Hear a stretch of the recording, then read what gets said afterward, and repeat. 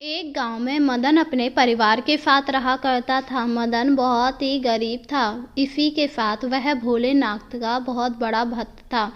वह रोजाना भोलेनाथ की पूजा करने के लिए जाया करता था। एक दिन मदन पूजा करने जा रहा था, तभी उसे गांव का मुखिया मिला और उसने कहा, अरे मदन, कहाँ जा रहे हो?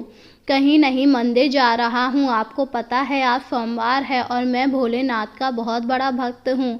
हाँ हाँ मदन, मुझे पता है कि तुम भोलेनाथ के बहुत बड़े भक्त हो और मुझे बहुत ही खुशी है कि तुम्हारे जैसे लोग भी आज मौजूद हैं।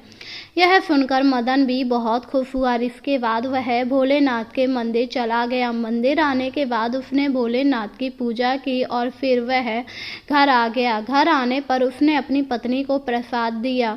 उसकी पत्नी सीमा हमेशा घर के कामों में लगा रहती थी। इसी के साथ वह भी भोलेनाथ की भक्त थी, पर वह ज़्यादा पूजा पाठ नहीं किया करती थी। वह सिर्फ मन ही मन भोलेनाथ को माना करती थी। धीरे धीरे समय गुजर रहा था। समय के साथ शिवरात्रि पास आने वाली थी, पर गरीब होने की वजह से सीमा काफ़ी परेशान थी, क्योंकि उसे इस बार शिवरात्रि का मेला देखना था। इस पर उसने अपने पति मदन से कहा, अजी सुनिए, शिवरात्रि आने वाली है। हाँ हाँ मुझे पता है, मैं तो इस दिन का कब से इंतज़ार कर रहा हूँ। क्यों, तुम भी इस दिन का इंतज़ार कर रही हो?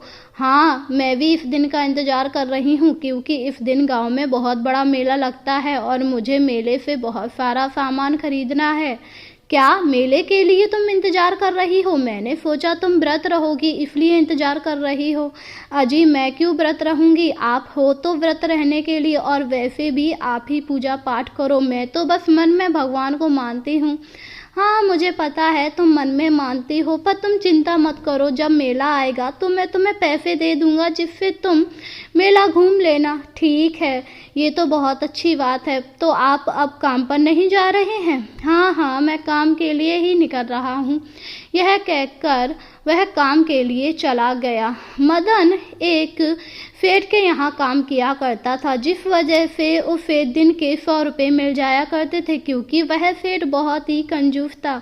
वहीं मदन भी कुछ कहता नहीं, क्योंकि उसे जैसे तैसे तो काम मिल पाता। आज मदन थोड़ा लेट हो गया और जब वह सेठ के यहाँ पहुँचा तो सेठ ने कहा, आज इतने लेट कैसे हो गए? क्या तुम्हें पता नहीं है कि कितने टाइम आया जाता है? मुझे पता है सेठ जी, माफ़ कर दीजिए, कल से जल्दी आ जाऊंगा। नहीं नहीं, मुझे कुछ नहीं सुनना। आज तुम बहुत लेट हो गए हो, मैं तुम्हें काम से निकालता हूँ। ये आप क्या कह रहे हैं सेठ जी? अगर आप मुझे काम से निकाल देंगे तो फिर मैं कहाँ काम करूँगा? मुझे कुछ नहीं पता, जाओ यहाँ से। वैसे भी मेरे पास नए कारीगर आ गए हैं। यह सुनकर मदन बहुत गुस्सा हुआ। वहीं सेठ ने उसे 100 रुपये दिए और वहाँ से जाने के लिए कह दिया। अब मदन को कुछ समझ में नहीं आ रहा था, क्योंकि एक हफ्ते बाद शिवरात्रि थी और उसे शिवरात्रि के लिए पैसे चाहिए थे। अब मदन बहुत दुखी हो गया और घर आ गया। घर आने पर सीमा ने कहा, क्या हुआ, आप इतने दुखी क्यों हैं?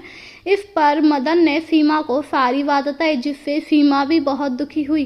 क्या सेठ ने आपको काम से निकाल दिया? वह सेठ बहुत ही कंजूस है, इसीलिए उसने आपको निकाल दिया। ऐसी बात नहीं है, वह समय का बहुत ही पाबंद है और आज मैं लेट पहुंच पाया था, इसीलिए। अजी थोड़ी देर ही हो गई थी, ऐसा कौन सा पहाड़ टूट गया? मुझे पता है वो कंजूस है, उसे के ज़्यादा कारीगर हो गए होंगे, इसीलिए उसने आपको निकाल दिया। यह सुनकर मदन को भी लगा कि सीमा सही कह रही है, पर अब वह कर भी क्या सकता था।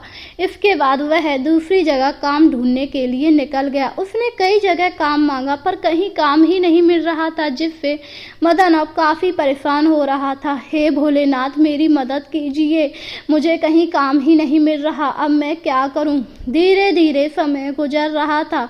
शिवरात्रि के एक दिन पहले सीमा ने कहा, अजी अब हम लोग मेला कैसे जाएंगे? पता नहीं, सब भोलेनाथ की मर्जी है, वो जो करेंगे वो अच्छा ही होगा। यह सुनकर सीमा भी चुप रही, क्योंकि उसे पता था कि वह अपने पति से ज़्यादा कहेगी तो उसका पति टेंशन ले लेगा, जो सीमा बिल्कुल भी नहीं चाहती थी, क्योंकि अभी काम धंधा भी था नहीं। अगले दिन मदन उठा और नहा धोकर तैयार हो गया। इसके बाद वह मंदिर गया और उसने शिव जी की पूजा की।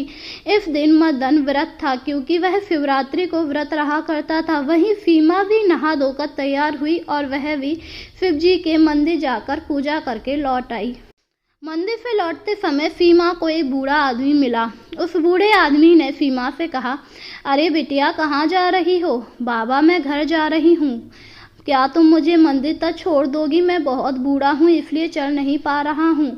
यह सुनकर सीमा सोच में पड़ गई और फिर उसने कहा, ठीक है बाबा, चलिए। इसके बाद सीमा उसे मंदिर पर छोड़ आई।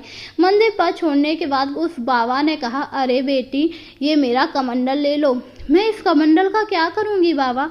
अरे ले तो जाओ, ये तुम्हारे बहुत काम आएगा। यह सुनकर सीमा ने कमंडल ले लिया और घर आ गई। वहीं मदन घर पर उदास बैठा हुआ था। सीमा ने जब कमंडल देखा तो बड़ी हैरान हुई। उसने कहा, ये कमंडल मुझे क्यों दे दिया? उसे कुछ समझ नहीं आया। वहीं जब मदन ने सीमा के हाथ में कमंडल देखा तो कहा, अरे तुम्हें ये कमंडल कहाँ मिल गया? जिस पर सीमा ने मदन को सारी बात बताई।